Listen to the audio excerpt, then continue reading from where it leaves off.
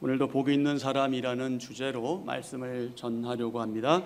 시편은 이스라엘 공동체의 공적 예배와 개인 예배를 위한 시들을 담고 있습니다. 그래서 시편은 이스라엘 신앙 공동체의 이른바 영감받은 찬송가라 할 수 있습니다. 시편은 모든 구약 성경 가운데 하나님 안에서 개인과 또 공동체의 믿음을 가장 실감나고 가장 생생하게 표현한 일종의 신앙 고백 모음집이기도 합니다. 그래서 우리는 시편 기자들의 이 신앙 고백에 기꺼이 동의하면서 아멘, 아멘으로 화답하지요. 또한 시편은 율법과 역사와 그리고 예언을 통해 그분 자신을 나타내 보이신, 즉 계시하신 하나님에 대해 성령님의 그 감동하심을 받은 성도들이 스스로 응답한 신앙의 노래이기도 합니다. 모든 성경이 그러하지만 특히 이 시편은 기독교 2000여 년 역사 가운데 그 역사를 되돌아볼 때 시대와 장소를 초월해서 모든 신실한 성도들은 이 시편을 늘 애독하였고요, 늘 탐독하였고요, 그리고 이 시편은 그들에게 선한 영향력을 미친 위대한 성경 중에 하나다, 그렇게 말씀드릴 수 있습니다. 사실 성도들 사이에서 구약 성경 가운데 아마도 시편이 가장 애독되고 있지 않나 싶습니다. 여러분의 경우는 어떤지 모르겠는데 일반적으로 시편은 그래도 많이 좋아하는 편입니다. 그만큼 지역교회는 이 시편에 기록된 기도와 신앙 고백과 또 찬양 이런 것들을 통해서 그들의 공동체적 예배와 개인 묵상에 잘 활용해 왔습니다. 그 증거 가운데 하나가 무엇이냐면 우리가 예배 시간에 시편 내용을 서로 교독하는 것이죠. 그리고 이 시편과 관련해서 그 포켓용 신약 성경이 있습니다. 그 군대 다녀오신 분들은 아마 기억하고 있을 줄 아는데 저는 아주 생생하게 기억하고 있습니다. 이 포켓용 신약 성경 지금은 잘 모르겠지만 약 40여 년 전만 해도 특히 군에 입대하는 이 청년들에게 그렇게 선물로 주었던 단골 메뉴이기도 합니다. 저도 지난 1984년 1월 19일에 군 입대하기 직전에 제가 소속돼 있던 숭덕교회 청년부들을 통해서 이 신약 성경, 포켓용 신약 성경을 선물로 받았던 기억이 있습니다. 훈련소에서 훈련받다가 10분간 휴식할 때 조교가 이렇게 외칩니다. 담배 한 발 장전. 뭐라고요? 담배 한 발 장전. 아니 설교 시간에 왜 담배 얘기를 하나 싶죠? 담배 한 발 장전 그러면 불이 나게 다른 친구들, 다른 전우들은 담배 일단 피우죠. 근데 저는 이 포켓, 이 윗주머니에서 포켓용 이 성경을 꺼내서 그 맹추 위에 1984년 1월은요 약 70년 만에 다시 왔던 맹추였습니다. 그 시절에 그 포켓을 꺼내서 이 다 막 얼어가는 것 같은 손 호흡 불어가면서 그 10분 동안 성경을 애독했던 그런 기억이 납니다. 그 시편 성경엔 시편이 수록되어 있습니다. 그런데 그 주머니형 성경에 하필이면 다른 성경을 넣을 수도 있는데 왜 이 분량이 많은 시편을 넣은 걸까요? 그건 아마도 이 시편이 성도들에게 너무나 필요한, 특별히 언제 필요한 내용이냐면 힘들고 어려울 때, 답답할 때, 안타까울 때, 심지어 모든 것을 다 포기하고 싶을 때, 사방이 다 막혀 있을 때, 어떤 처지, 어떤 환경, 어떤 형편에 처해 있든지 이 시편 말씀이 위로를 주고 격려하고 또 용기를 주는 말씀이기 때문에 그런 게 아닌가 싶습니다. 사랑하는 지체 여러분, 여러분은 성경을 무엇이라고 생각하십니까? 여러분과 성경은 무슨 관계가 있습니까? 여러분은 성경에 대해서 얼마나 바르게 알고 있고 바르게 이해하고 있으며 바르게 믿고 있습니까? 여러분의 성경관은 무엇입니까? 또 여러분은 모든 성경은 물론 특히 이 시편을 읽고 묵상하며 이 말씀대로 어찌하든지 순종하기 위해 애쓰고 말씀대로 순종하기 위해서 그야말로 정말 얼마나 몸부림치며 그렇게 살고 있습니까? 우리는 그 책의 사람들인데 우리가 얼마나 그 책과 가까이 하고 있는가 하는 그런 질문이죠. 시편은 일상적인 생활 가운데 경건한 삶을 위해서나 또 공적 예배 또 찬양을 위해서도 아주 친근하면서도 매우 소중한 은혜의 원천이 됩니다. 그럼에도 우리는 시편을 익숙히 대하기도 하지만 우리의 깊은 이해가 부족하기 때문에 그것 때문에 참 마음 아파하기도 하고요, 갈급해하기도 하지요. 그런데 또 어떤 경우에는 시편이 참 어렵다, 이게 무슨 말이냐 하는 정당성을 스스로가 내세우면서 아예 시편을 읽지 않는 그런 경우가 있기도 합니다. 하지만 우리는 시편을 읽고 묵상하고 연구하면서 하나님의 섭리와 하나님의 뜻과 하나님의 경륜은 물론 성도 개개인, 우리 각자 개개인의 그 내면적인 고백과 또 체험이 엮여 있는 그 신앙의 구체적인 표현들을 우리는 시편을 통해서 경험하게 됩니다. 유명한 종교 개혁자이면서 독일의 신학자가 있습니다. 마틴 루터라고 하는 사람인데요, 1527년에 지금 우리가 사용하는 찬송가 585장 내 주는 강한 성이요, 이 찬송가를 작사 작곡한 사람입니다. 지금까지 우리 한국교회는 이 찬송가를 주로 종교개혁주일에 부르면서 마치 그것을 힘차게 무엇처럼 군가처럼 많이 불러왔습니다. 물론 그런 요소도 있지요. 그런데 정말 이 내주는 강한 성이요를 통해서 루터가 말하고 싶었던 그것은 하나님의 위로가 너무나 우리에게 놀랍고 크다 하는 사실입니다. 루터는 이 찬송가를 시편 46편 1절 말씀에서 가사로 차용했습니다. 하나님은 우리의 피난처시요 힘이시니 환난 중에 만날 큰 도움이시라. 아멘. 하나님은 우리의 피난처시요 힘이시니 환난 중에 만날 큰 도움이시라. 위로가 되신다. 아멘. 지난 1539년대 이후에 초기에 루터의 신앙과 관련된 노래들 중에서 대중적인 용도로 이 내주는 강한 성이요, 이 노래를 압도하는 노래가 없을 정도로 이 노래는 하나님에 대한 확신에 찬 그런 성도들의 신앙 고백입니다. 16세기 유럽의 부정적인 여러 상황들, 국제적으로나 사회적으로, 정치적으로, 종교적으로 정말 불완전한 상황 가운데 너무나 힘들고 불안정한, 그리고 불안한 삶을 살았던 사람들에게 이보다 더 큰 노래가 없었던 것으로 보입니다. 그 시대의 특징 가운데 하나는 흑사병으로 인해서 너무나 많은 사람들이 죽어나가는 그런 시대였습니다. 그래서 흑사병에 걸리면 대개 사람들은 이런 생각까지 하게 되었죠. 내가 사랑하는 가족들에게 내가 버림받겠구나. 그래서 나 홀로 외롭게 죽어가겠구나. 이렇게 생각할 정도로 너무나 힘든 극심한 두려움이 컸던 그런 시대이기도 합니다. 우리는 지난 몇 년 전에 코로나19를 겪었죠. 근데 여러분, 이것에 비하면 우리가 겪은 코로나19 그것은 아무것도 아닙니다. 그러니 그때 그 시절에 그 흑사병이 얼마나 그 당시의 사람들을 힘들게 하고 어렵게 했는가를 알 수 있는 대목이지요.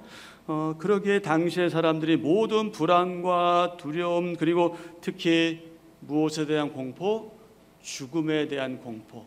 그 죽음에 대한 공포 속에서 마구 떨고 있는 바로 그런 시대에 루터의 이 확신에 넘쳐나는 이 신앙 고백의 노래, 이 찬송가는 너무나 큰 위로가 되었겠지요. 그렇다면 당시의 그들이나 오늘 저와 여러분에게 궁극적인 위로가 무엇입니까? 무엇이 우리를 위로할까요? 주님만이 강한 성이십니다. 주님만이 강한 성이십니다. 오직 주님만이 우리의 피난처가 되십니다. 우리의 힘이시며 큰 환난에서 우리를 도우십니다. 누가? 하나님이. 그러므로 누구만이 우리의 참 위로가 된다? 하나님만 우리의 위로가 된다. 그렇습니다. 모든 고뇌와 슬픔과 고통과 질병과 마귀의 세력, 그리고 심지어 죽음, 그리고 이 지옥에 대항하여 이길 수 있는 궁극적인 영원한 위로, 바로 그 위로와 기쁨은 누구로부터 온다? 오직 하나님 한 분뿐으로 온다. 하나님께로부터만 온다. 우리는 그것에 대해서 아멘 할 수 있지요. 아멘입니까? 아멘이죠. 당연히 아멘이죠. 여러분, 우리가 무엇에서, 어떤 것에서 위로를 얻을 수 있겠습니까? 참된 위로는 오직 하나님께로부터만 내려옵니다. 그 시대나 이 시대에 꼭 필요한 이 위로와 관련해서 1563년 독일에서 발간된 하이델베르그 요리문답이 있습니다. 이 하이델베르그 요리문답은 이렇게 시작합니다. 일문을 제가 읽고 질문하면 여러분이 답변하시면 됩니다. 삶과 죽음 가운데 유일한 위로는 무엇입니까? 다시 한번 질문합니다. 삶과 죽음 가운데 유일한 위로는 무엇입니까?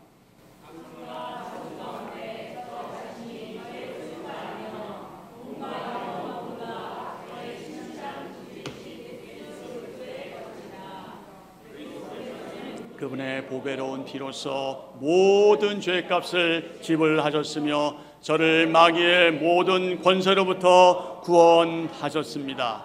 그리스도께서는 또한 저를 보존하시며 저의 하늘 아버지의 뜻이 없이는 저의 머리에서 머리카락 하나라도 떨어지지 않게 하십니다.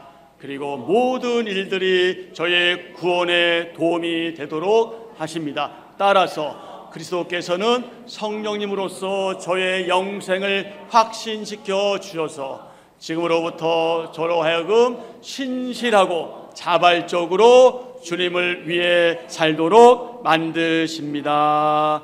아멘. 아멘. 삶과 죽음 가운데 유일한 위로가 바로 이 내용입니다. 루터가 신학교 교수로서 비텐베르그 대학에서 가르쳤던 과목 가운데 하나, 그가 처음으로 강의했던 내용이 바로 이 시편입니다. 그런 시편 속에서 성경 전체의 요약 같은 어떤 것을 보았고, 그래서인지 몰라도 그는 약 4년 동안 시편을 강의했습니다. 또 루터는 성경 번역자로 알려져 있는데, 그 당시 독일은 자기들의 모국어를 잘 사용하지 못하는 시대였을 뿐만 아니라 특히 자기들의 자국어, 모국어로 된 성경이 없던 그런 시대였습니다. 그러니까 라틴어로 된 성경을 읽었던 그런 시대였는데, 바로 루터가 라틴어를 독일어로 번역해서 독일어 성경을 이제 만들게 되었는데, 이 독일어 성경 머릿말에 보면은 그의 시편에 대한 생각을 엿볼 수 있습니다. 자, 그의 생각입니다. 시편은 그 속에 다 같이요, 성경 전체가 가진 모든 것이 가장 아름답고 가장 짧게 담겨져 있는 아주 작은 책자로 만들어져 정돈된 작은 성경이라고 할 수 있을 것이다. 나에게는 마치 성령님이 스스로 온 힘을 다 기울여서 작은 성경과 기독교 전체 또는 모든 성인에 대한 교본을 만들어내서 성경 전체를 읽을 수 없는 자를 위해 그 전체를 작은 책으로 요약해낸 것처럼 생각된다. 여기까지. 성경 전체를 읽을 수 없는 자를 위해서 그 전체를 작은 책으로 요약해낸 것처럼 생각된다. 사랑하는 지체 여러분, 많은 사람들은 지금의 이러저런 어려운 현실에 대해서 또 특별히 경제적인 현실 속에서 이렇게들 말하죠. 지금 너무 힘들어. 너무 힘들어. 언제보다 더 힘들어?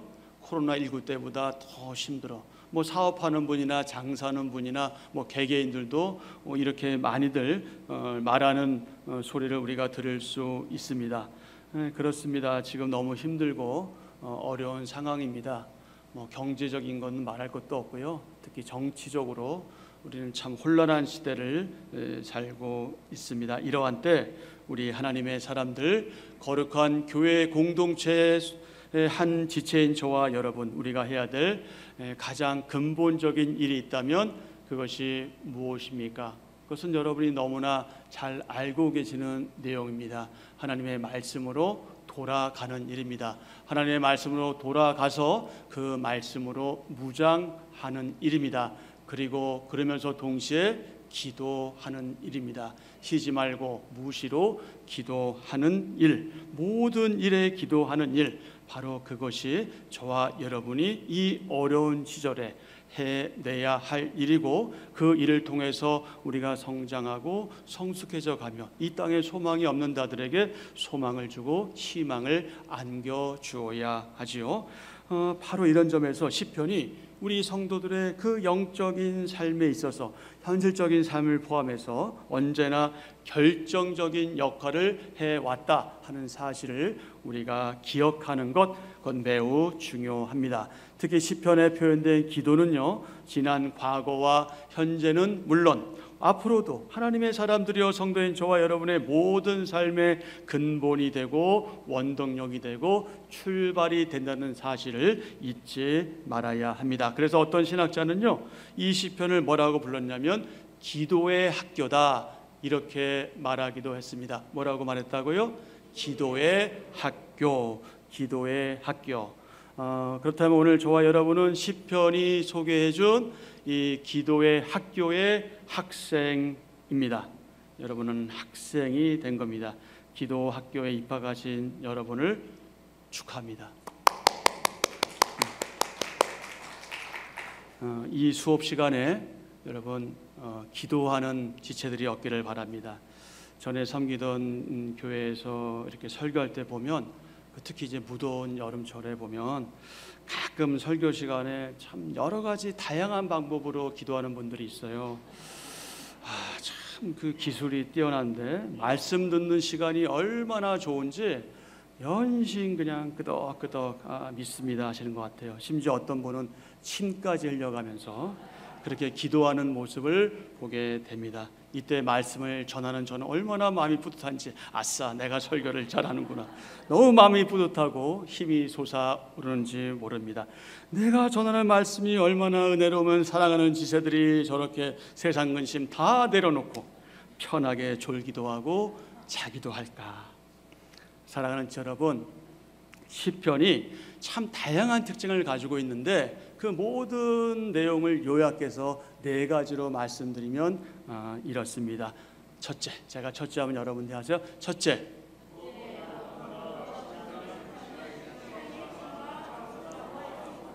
둘째,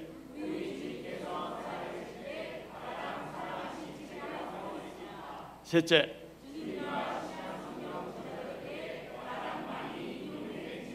넷째,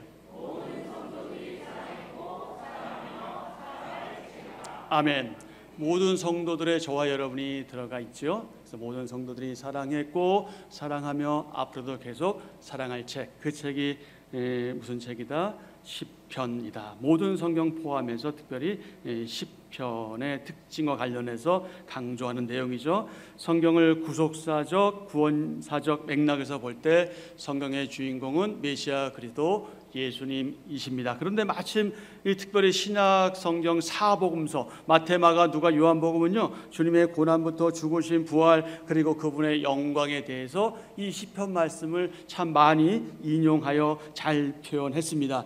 유명한 그 어거스틴이라는 그 신학자가 있습니다. 이 사람은 로마 가톨릭에서 유명하고요, 이 개신교에서 유명한 사람인데 그는 오늘날 우리가 접하고 있는 신앙을 뭐 거의 체계화한 인물로 그렇게 알려져 있고 사도 바울의 후계자다 할 정도로 매우 실력 있는 그러한 신학자이기도 합니다. 그런 그가 이 시편에 대해서 뭐라고 고백했냐면 이렇게 고백했습니다. 시편은 우리 영혼의 거울이다. 시편은 뭐라고요? 우리 영혼의 거울이다. 우리 영혼의 거울이다. 거울. 그렇습니다. 오늘 우리는 이 시편이라는 거울 앞에서 시인의 괴로움, 시인의 답답함, 시인의 절망, 시인의 희망, 시인의 슬픔, 기쁨, 불만, 불평 그리고 믿음을 보게 되지요. 그러므로 우리는 그 시인들을 통해서 오늘 각자 우리들 자신의 모습을 발견하게 됩니다. 사랑하는 지체 여러분, 영혼의 거울에 그대로 모든 것이 적나라하게 비춰지는 반사되는 저의 모습은 어떠하고 여러분의 모습은 어떠하십니까? 그렇습니다. 시편은 영혼의 거울입니다. 저와 여러분이 소속되어 있는 한빛전원교회는 장로교입니다. 그리고 우리는 칼빈 신학을 지지하고요, 이른바 개혁주의 노선을 따르고 있습니다. 그래서 우리 한빛전원교회는 개혁주의 또는 개혁교회입니다. 그래서 우리는 개혁교회가 무엇인지 바르게 알고 이해해야 하는데, 자, 개혁교회에 대해서 아주 간략하게 말씀드리면 이렇습니다. 다 같이요. 개혁교회 참교회는 하나님의 그 말씀에 따라 개혁된 교회로서 하나님이 거하시는 인격적인 장소, 인격적 성전이며 하나님이 계시하기를 기뻐하시는 진리를 옹호하고 바르게 선포하는 교회다. 아멘. 여기서 진리를 옹호하고 바르게 선포하는 교회다. 그 중간에 뭐가 들어가야 되냐면 계승하고가 들어가야 돼요. 진리를 옹호하고 계승하고 바르게 선포하는 교회다. 자, 한마디로 표현하면 말씀이 가라면 가고 말씀이 서라면 서는 교회가 바로 개혁교회다. 바로 그 교회가 우리 한빛 전원교회다. 여러분 이 사실을 늘 기억하시면 좋겠습니다. 자, 이와 관련해서 그 역사적으로 개혁교회가 신뢰하고 인정하는 그 존 칼빈, 칼뱅으로 발음하기도 하는데, 이 칼빈은 이 시편에 대해서 뭐라고 말했냐면 시편은 영혼의 해부도다 이렇게 말했습니다. 영혼의 해부도. 얼마나 이 시편이 중요한 말씀이면 이렇게 표현했을까요? 시편은 우리 영혼을 해부할 수 있는 영적 해부도입니다. 이 말은 시편이 우리 성도들에게 있어서 모든 신앙과 모든 삶, 모든 인생의 안내 책자요 길라잡이다 하는 의미를 담고 있습니다. 이런 점에서 시편은 여러분의 책이고 저의 책입니다. 교회 생활을 아주 오래 한 지체들의 책이고 교회 생활을 오래 하지 않은 지체들의 책이기도 합니다. 또한 시편은 교회에서 직분을 맡고 있는 지체들의 책이기도 하고 직분을 맡고 있지 않는 성도들의 신앙 안내 책자이기도 합니다. 연세가 많은 지체들의 책이기도 하고요, 또 나이가 어린 지체들의 책이기도 합니다. 사랑하는 지체 여러분, 저와 여러분, 우리는 한 성경, 특히 이 시편을 통해서 우리는 믿음의 도리를 배우게 됩니다. 또 그것에 따라서 성도의 마땅한 삶, 행동하고 실천하는 삶, 살아서 움직이고 활동하는 거룩한 교회 공동체의 삶을 살아갑니다. 그러기에 이 시편 말씀을 통해서 신실한 믿음의 선배들인 시편 기자들, 그 시인들이 만난 그 하나님, 그들이 만난 그 하나님을 저와 여러분도 만나기를 소원합니다. 또 시인들이 경험한 그 하나님을 저와 여러분도 경험하기를 기대합니다. 그리고 시인들이 섬기고 예배한 그 위대하고 강하신 그 창조주 하나님, 그 아버지를 우리도 섬기고 경배하고 예배하기를 간절히 소망합니다. 그러면서 온 율법과 선지자와 시편이라고 말씀하신 구약 성경, 그 율법과 구약 성경의 대강령인 하나님 사랑과 그 이웃 사랑이 우리의 입술에서 내가 당신을 사랑합니다, 당신을 정말 사랑합니다, 또 비언어, 우리의 몸짓으로 상대를 사랑한다는 고백, 그 이상의 삶이 우리 가운데 있어져야 할 겁니다. 그 이상이, 그런 고백 이상이 우리 가운데 나타나기를 기대합니다. 무슨 말이냐? 이 말은 한마디로 말해서 사랑은 말로만 하는 게 아니다. 말 이상이어야 한다. 그것은 말 이상이죠. 몸짓 이상입니다. 그 사랑은 섬김과 희생으로 나타나야 한다는 말씀입니다. 그러면서 각자의 구체적인 삶의 현장에서, 우리 각자 구체적인 현장에서 하나님을 사랑하고 하나님을 사랑하기 때문에 자연스럽게 이웃을 사랑하는 우리의 모습이 보다 적극적으로 표현되고 그렇게 실천되어야 한다. 사랑하는 지체 여러분, 하나님의 율법, 하나님의 말씀을 즐거워하고 그 말씀에 순종하는 복 있는 저와 여러분, 그 책의 사람들인 우리 한빛의 모든 지체들이 서로를 정말 뜨겁게 사랑하는 가운데 우리가 이미 하나 된 것을 힘써 지켜나가는 복 있는 사람의 삶을 사는 저와 여러분 되기를 축복합니다. 아멘.